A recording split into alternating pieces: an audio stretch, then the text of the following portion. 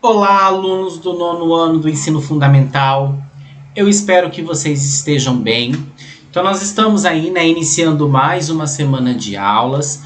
E como vocês já sabem, né, nós começamos a nossa aula com aquele momento do pós-aula, onde a gente então vai fazer a correção, né, das atividades da semana anterior. E só relembrando um pouquinho, nós estivemos trabalhando, né, nas nossas últimas semanas aí a respeito dos mecanismos evolutivos. Então nós estudamos um pouquinho a respeito das teorias de evolução, a respeito de Lamarck, a respeito de Charles Darwin. E semana passada a gente falou um pouquinho a respeito das adaptações, né, dos seres vivos, do processo de especiação, né, na formação de novas espécies, e também a respeito da ancestralidade, né? E então nós vamos fazer a correção daqueles 5 exercícios relacionados aí a essa temática. Então vocês verifiquem no caderno se está tudo certinho. Caso seja necessário, complementem, né, alguma das respostas. Se ela estiver incorreta, vocês arrumem.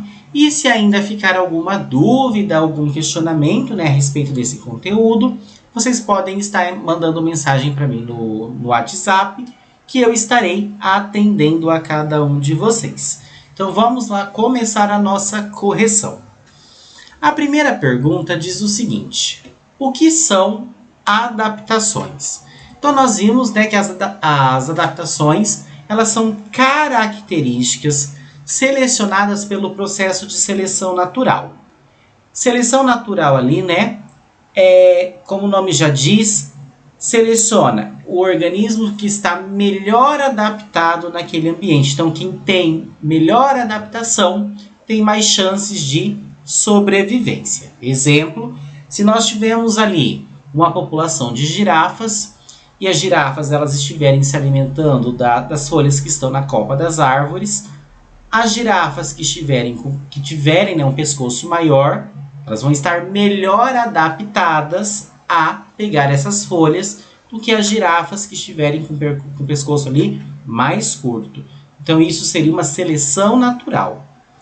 E através da seleção dessas características, né, elas vão favorecer a sobrevivência e a reprodução sob certas condições ambientais. Lembrem sempre, né, que na natureza existe uma constante disputa entre os seres vivos que vivem ali e sempre vai sobreviver os que estiverem melhor adaptados àquele determinado ambiente.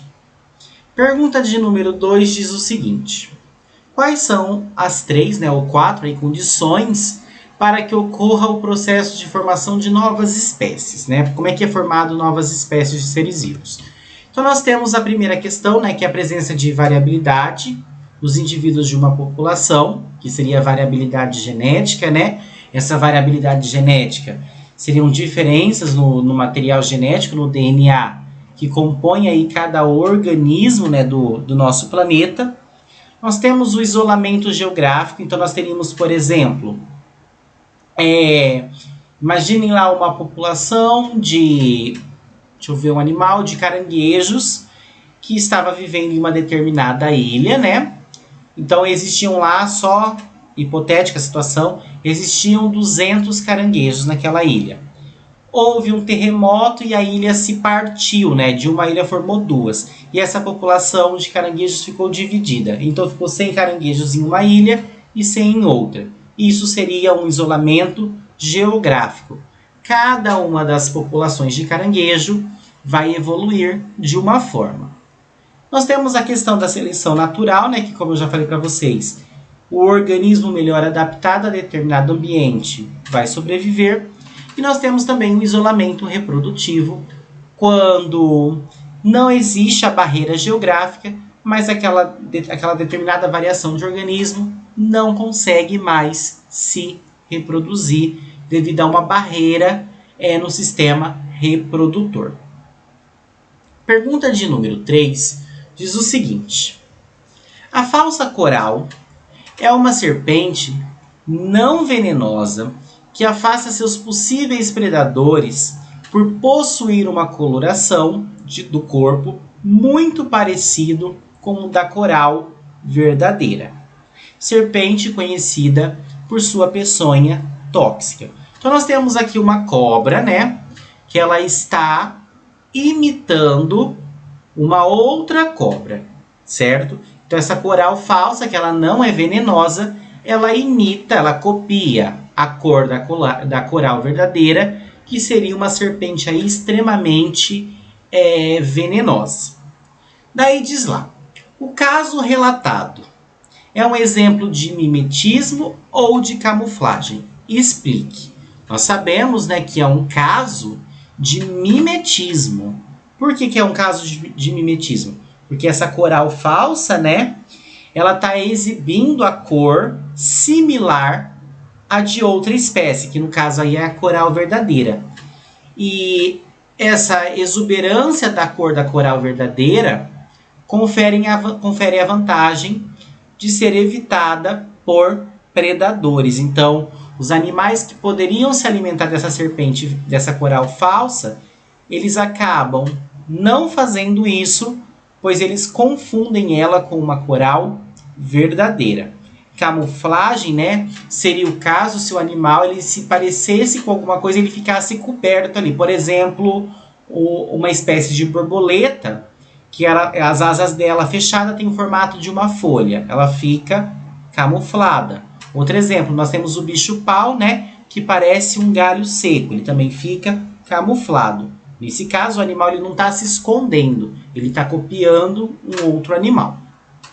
Pergunta de número 4 diz o seguinte. Durante o inverno europeu, a cegonha branca migra para o centro-sul africano ou para o sul asiático em busca de temperaturas mais amenas e alimento, voltando para a Europa apenas no verão. Então aqui está contando a história, né, dessa espécie de ave, que ela faz a migração. Então ela sai da Europa devido ao frio, vai para o centro-sul da África ou para o sul asiático, ali, né, um lugar mais quente, fica durante um período e depois ela volta para a Europa, né, quando a temperatura sobe, que é no caso aí do verão. Daí vem a pergunta. A migração da cegonha branca pode ser considerada uma adaptação? De que tipo?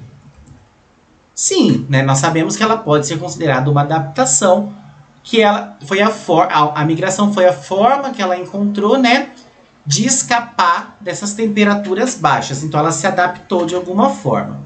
E daí qual que é o tipo? Seria uma adaptação comportamental, né? Então ela tem o comportamento de migrar durante essas épocas mais geladas. E a última pergunta diz o seguinte.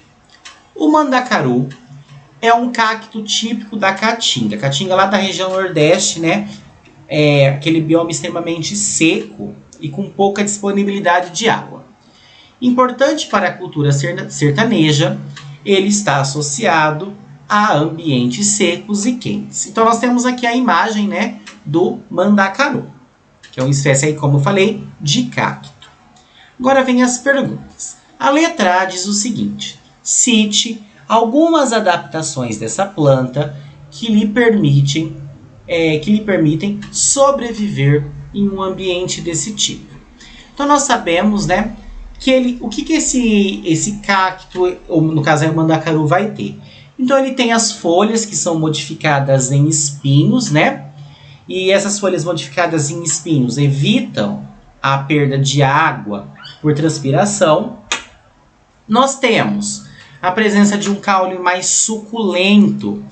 E ele é suculento justamente pelo fato de estar armazenando água. E nós temos ali como fotossintetizante, né, o ser vivo faz fotossíntese pelo fato de ser uma planta, com uma camada impermeabilizante de cera sobre a epiderme. A epiderme seria a camadinha ali externa, né, como se fosse, no caso do ser humano, a pele. Isso faz com que a planta ela tenha vários mecanismos para evitar essa perda de água, justamente pelo fato de estar no ambiente seco. Letra B. Que adaptações poderiam ser encontradas nos animais que vivem nesse ambiente? Então, quando a gente fala dos animais, né, nós temos a questão da capacidade transpiratória. Essa transpiração vai fazer com que o animal evite que a temperatura do corpo se eleve, né, fique uma temperatura que não é suportável. E também, geralmente, esses animais eles vão ter hábitos noturnos, permanecendo em tocas ou lugares sombreados durante o dia. Então, são alguns tipos de adaptações. Então, eu espero, né, que vocês tenham acertado aí as 5 atividades.